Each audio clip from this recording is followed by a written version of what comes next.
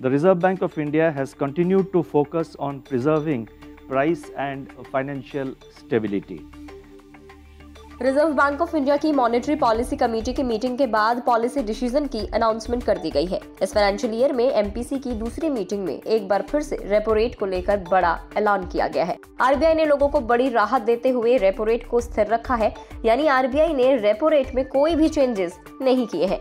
Based on an assessment of the macroeconomic situation and outlook, the MPC decided unanimously to keep the policy repo rate unchanged at 6.5%.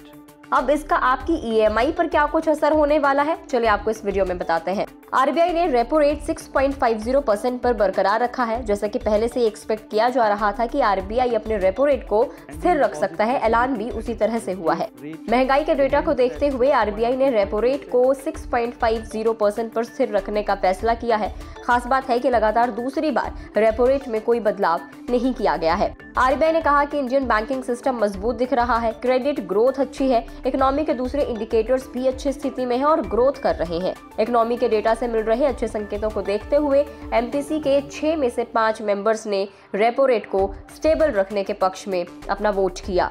RBI ने कहा कि हमने महंगाई में कमी आते देखा है, ये आंकड़े ब्याज दरों को स्थिर रखने में मदद कर रहे हैं। रिजर्व बैंक ऑफ इंडिया ने लगातार दूसरी बार रेपो रेट में बदलाव नहीं करने का फैसला लेकर लोगों को काफी राहत दी है, खासकर उन लोगों को जिन्होंने कोई भी लोन ले रखा है या लेने की तैयारी कर रहे हैं।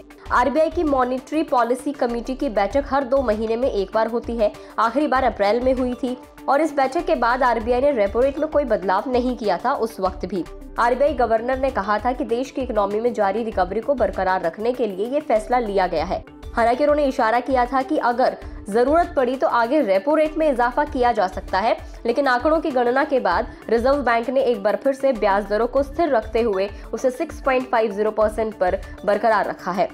आपको याद होगा कि पिछले 1 साल में आरबीआई ने रेपो रेट्स में 2.50% की बढ़ोतरी की थी। आरबीआई की तरफ से रेपो रेट में बढ़ोतरी का असर आपके लोन की ईएमआई पर पड़ता है। बैंक की ब्याज दरें प्रभावित होती हैं क्योंकि इससे, और इसका सीधा असर फिर आपके home loans, car loans, personal loans की ईएमआई पर पड़ता है, जो आपको ज्यादा चुकानी पड़ती हैं।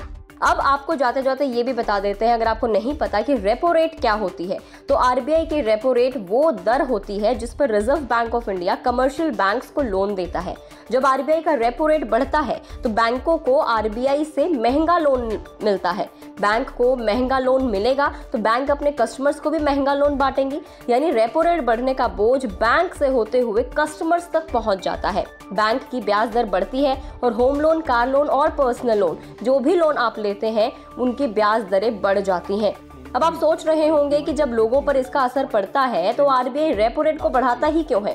तो दरअसल महंगाई पर काबू पाने के लिए, बाजार में लिक्विडिटी घटाने के लिए आरबीआई रेपो रेट में बढ़ोतरी करता है। रेपो रेट के बढ़ने से इकोनॉमी में मनी फ्लो कम हो जाता है। मनी फ्लो कम होते ही डिमांड कम होने लगती है और इन्फ्लेशन कम होने लगता है। इस बार महंगाई के अगर आंकड़ों की बात करें तो इसमें काफी राहत देखने को मिल रही है। इस वजह से रेपो रेट को इस पर नहीं बढ़ाया गया है, यानी कि आपके किसी भी ईएमआई पर कोई भी प्रभाव नहीं पड़ेगा। इस वीडियो में इतना ही। आपको ये जानकारी कैसी लगी हमें कमेंट करके जरूर बताएं। अगर आप इस वीडियो को फेसबुक पर देख रहे हैं तो फेसबुक पेज को लाइक करें। यूट्यूब पर देख रहे हैं तो गुड रिटर्न्स के यूट्यूब चैनल को सब्सक्राइब करना ना भूलें।